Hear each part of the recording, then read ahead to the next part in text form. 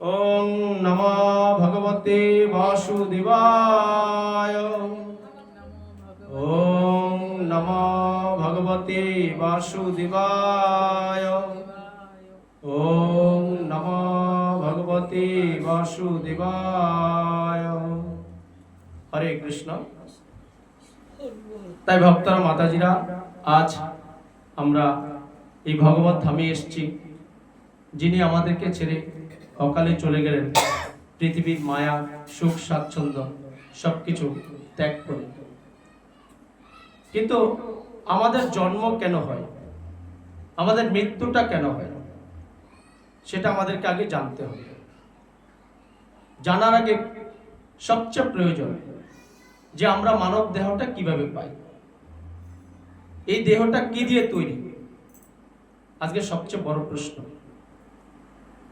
এক জীবনে যিনি আমাদেরকে ছেড়ে চলে গেলেন, তিনি ভাই বন্ধু আত্মীয় স্বজন দেশ জাতি সমাজ সন্তান অনেকের জন্য অনেক কিছু করেছেন, কিন্তু তিনি কি সাথে কিছু নিতে পেরেছেন?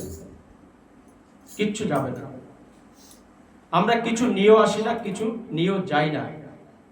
এটা আমরা ছোটবেলা থেকে শ্রবণ করেছি, কিন্তু শাস্ত্র বলছে অন্য, যে আমরা একটা জিনিস নিয়ে আসি, আর ভগবান শ্রীকৃষ্ণ এই জড় দেহ থেকে যখন প্রাণটা নিয়ে যান, কর্মফল শেষ হওয়ার পর, তখন আমরা পাঁচটা জিনিস নিয়ে আত্মা আমার এই শরীর ত্যাগ করে বেরিয়ে যায় ভক্তরা মাতাজিরা। তাই এগুলো আমার আপনার মুখের কথা নয়, শাস্ত্রীয় প্রমাণ। গীতা, ভাগবত এবং চৈতন্য চৈতামৃত এবং গুরু পরম্পরা আচার্যগণ আমাদেরকে সেই কথাগুলো ব্যক্ত করেছে। তাই আজকে আমরা এই যে অনুপ্রভুর বাবা চলে গেলেন, তার পারলৌকিক শ্রাদ্ধ অনুষ্ঠানের দিন আমরা এই ভগবত ধামে এসেছি, তাকে জানতে হবে যে শ্রাদ্ধটা কেন করা হয়। আমরা বাবা মা আত্মীয় স্বজন মারা গেলে কোন রকম একটা ঠাকুর মশাই এলে কিছু মন্ত্রতন্ত্র বলে ভাবছি তার আত্মা মনে সদ্গতি হয়ে গেল। তাই কলিযুগে আমরা ভগবানকে খুব সহজভাবে জানতে পেরেছি, শাস্ত্র পেয়েছি, বৈষ্ণব সঙ্গ পেয়েছি। তদুপরি ভগবান শ্রীকৃষ্ণের বিশেষ কৃপাময় শ্রীমদ্ ভগবত গীতা, ভগবান শ্রীকৃষ্ণের মুখনিসৃত বাণী আমরা শ্রবণ করতে পারি, আমরা প্রচার করতে পারি।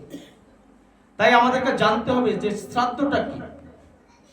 শ্রাদ্ধের শব্দের অর্থ হচ্ছে মৃত ব্যক্তির উদ্দেশ্যে শ্রদ্ধার সহিত যে বৈদিক মন্ত্র উচ্চারণের মাধ্যমে তার পারলৌকিক ক্রিয়া, তার বংশধররা আত্মার উদ্দেশ্যে যে সৎ কাজগুলো করে থাকেন, সেটাই হচ্ছে শ্রাদ্ধ ভক্তরা মাতাজিরা।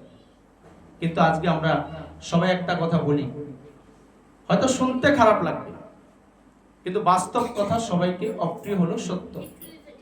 আমাদের যখন কেউ মারা যায় আমরা বলি বাবা আমার স্বর্গে গেছে, বাবা আমার স্বর্গে গেছে, মা স্বর্গে গেছে, মারা গেছে, খুব সুন্দর স্বর্গে গেছে। আচ্ছা, আমরা কি জানি যে কোন কর্ম করলে স্বর্গে যাওয়া যায়, কোন কর্ম করলে ভগবত ধামে যাওয়া যায়? আমরা কেউ জানি না। তাই আমাদের কি কারো বাবা মার নামে স্বর্গে আমাদের কোনো জায়গা ক্রয় করা আছে? তাহলে আমরা কেন বলি? আমাদের মধ্যে ষড়রিপু এমনভাবে আমাদেরকে তালাবদ্ধ করে রেখেছে, আমরা প্রতি পদে পদে মোহাচ্ছন্ন হওয়ার ফলে আমরা শুধু মিথ্যেকে আশ্রয় করে সবসময় শুধু ভুল পথে পরিচালিত হচ্ছি ভক্তরা মাতাজিরা। তাই এই যে মৃত্যুর পর 344 দিন, প্রায় 1 বছর, যে আত্মা ভগবত ধামে যেতে পারে না বা স্বর্গে যেতে পারে না, সেই আত্মাগুলো তার আত্মীয় স্বজনের কাছ থেকে মুক্তির জন্য চারিপাশে ঘুরে বেড়ায় ভক্তরা মাতাজিরা। তাই আগে জানতে হবে কোন কর্ম করলে আপনি ভগবত ধামে যেতে পারবেন, আর কোন কর্মের দ্বারা স্বর্গে যাওয়া যায়। তাই আগে জানতে হবে যে আমার এই দুর্লভ মানব জীবনটা আমরা যে পাই, কিভাবে পাই? শুধু কি মা বাবাই আমার বিশেষ বা সর্বশেষ কারণ? শাস্ত্র বলছে না। ভগবান শ্রীকৃষ্ণের 3টে শক্তি আছে, একটা অন্তরঙ্গা শক্তি, একটা বহিরঙ্গা শক্তি একটা তটস্থা শক্তি। ভগবান শ্রীকৃষ্ণের যে অন্তরঙ্গা শক্তি, এই অন্তরঙ্গা শক্তি নিয়ে তিনি সচ্চিত আনন্দময় গোলক বৃন্দাবনে অবস্থান করছেন, যার কারণে সেখানে রাত নেই, সেখানে দিন নেই, সেখানে কান্না নেই, সেখানে হাসি নেই। সবসময় আছে কি? শুধু আনন্দ, শুধু সচ্চিত আনন্দ। আচ্ছা, আপনারা তো বিশ্বাস করেন যে ভগবান আছে বা ভগবানের একটা জগৎ আছে। আমরা যে বসে আছি এটা জড় জগৎ, আর ভগবান যেখানে অবস্থান করছেন সেটা হলো চিৎ জগৎ। পার্থক্য আছে। তাই ভগবান অন্তরঙ্গা শক্তি নিয়ে তিনি হাজার হাজার লক্ষ লক্ষ লক্ষ্মী দেবীর সেবা নিয়ে এবং তার প্রিয় পার্শ্বদ নিয়ে তিনি সর্বোচ্চ লোক গোলক বৃন্দাবনে সবসময় অবস্থান করছেন অন্তরঙ্গা শক্তি নিয়ে। আর যে বহিরঙ্গা শক্তি ভগবান শ্রীকৃষ্ণের, সেটা থেকে তিনি এই পৃথিবীটাকে সৃষ্টি করেছেন।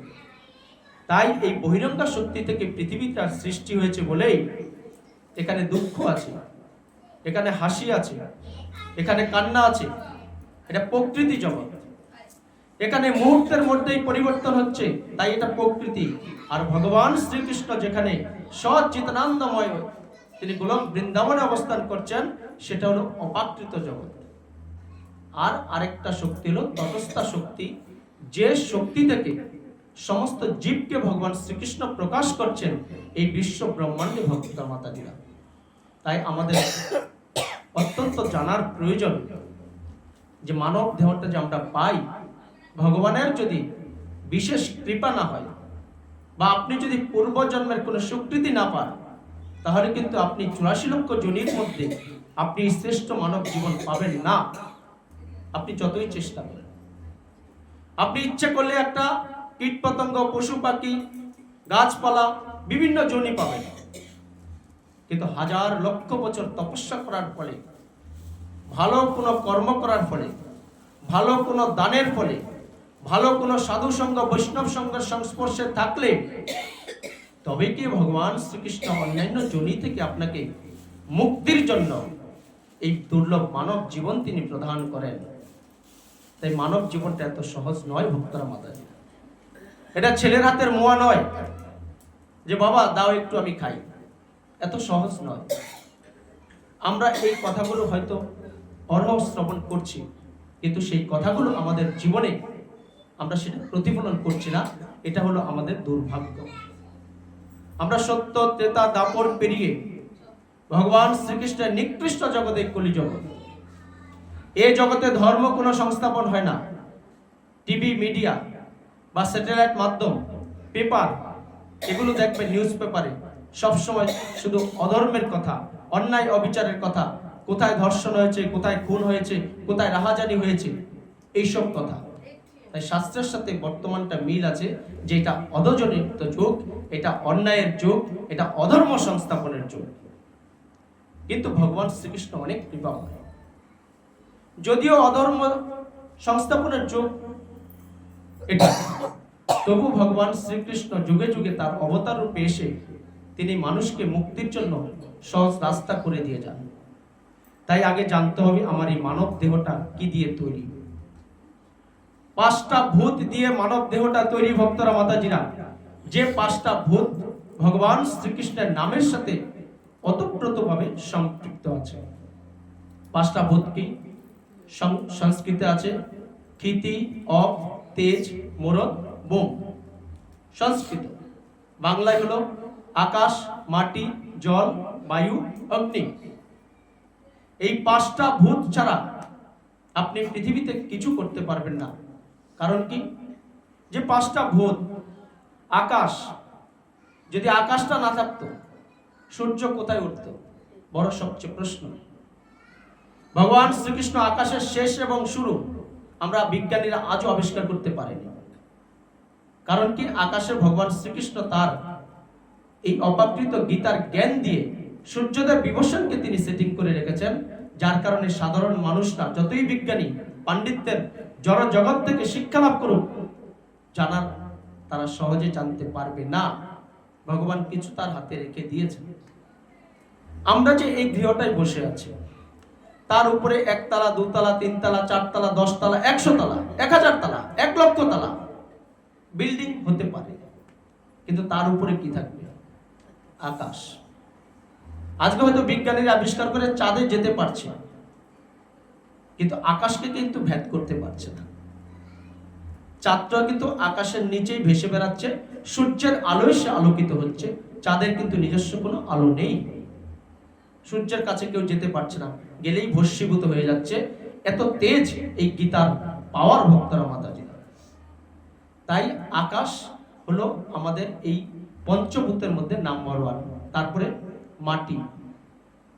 যে বিল্ডিংটা নিচে বসে আছে, আপনি একটু খুললেই দেখবেন মাটি খুললে জল হবে। মাটি ছাড়া আপনি যতই নামী ইঞ্জিনিয়ার হন, লেখাপড়ায় দামি ইঞ্জিনিয়ার হন, মাটি ছাড়া কোনো বিল্ডিং তৈরি করতে পারবেন? আপনি একটা কুয়া তৈরি করবেন, সেখানেও মাটি প্রয়োজন। বিল্ডিং করবেন, মাটি প্রয়োজন। মাটি ছাড়া কোনো আমাদের উপায় নেই। তাই আমরা কথাই বলি, মাটির দেহ মাটিতেই মিশে যায়, ধ্রুব সত্য। তাই আকাশ গেল, মাটি গেল, তারপরে জল। জীবনের অপর নাম জল। ইংরেজিতে কি বলে? Water called is life. যে জলের অপর নাম হলো জীবন। আপনি একবেলা দুবেলা যে নিত্য খাবারগুলো আমরা গ্রহণ করি, সেগুলো না খেয়ে আমরা থাকতে পারি, কিন্তু জল না খেয়ে কেউ থাকতে পারবো? জল না খেলে মনে হয় যেন জীবনটা বেরিয়ে যাচ্ছে। তাই জল আমাদের মানব দেহে অত্যন্ত প্রয়োজন। তৃতীয়। চতুর্থ, আকাশ গেল, মাটি গেল, জল গেল, আর আছে বায়ু, যেটা ছাড়া আমরা বাঁচতে পারি না। আমরা আজকে গাধার মতো পরিশ্রম করে কত সুন্দর খাট পালঙ্কের মধ্যে ঘুমাই। ভক্তরা মাতাজিরা, যদি নিঃশ্বাস নিয়ে সকাল হয় তাহলে আপনি বেঁচে থাকবেন। আর আপনার জীবনে যদি বায়ুটা নিলেন আর ছাড়তে না পারলেন, তাহলে সকালটা না হলে আপনার জীবনে নেমে আসবে পরকাল, যিনি আমাদের ছেড়ে চলে গেলেন। আমরা সবাই যাব, কেউ বেঁচে থাকবো না। এমন না যে আমরা ধর্ম প্রচার করছি। যারা যোগী, মহারিষি, মহাপুরুষ, যারা অবতার, তারাও কিন্তু মৃত্যুবরণ করেছে। তাই ভগবান শ্রীকৃষ্ণ গীতাতে বলেছেন অর্জুনের কাছে যে জন্ম হলে মৃত্যু হবে, মৃত্যু হলেই জন্ম হবে। জন্ম মৃত্যুর এই চক্র থেকে যদি তুমি বাঁচতে চাও, তাহলে সদা কৃষ্ণ চেতনা, কৃষ্ণ ভাবনায় তোমাকে জাগ্রত হয়ে তুমি যা কিছু করেছো সবকিছু ভুলে গিয়ে আমার চরণে আশ্রয় গ্রহণ করো, তবেই আমি তোমাকে মুক্তির রাস্তা খুঁজে দেবো। তার মাতাজিরা, তাই আকাশ গেল, মাটি গেল, জল গেল, বায়ু গেল, আর থাকে অগ্নি, আগুন। আপনার এই দেহটা যখন কাটবে, ব্লাড বেরোবে, কিন্তু গরম থাকবে।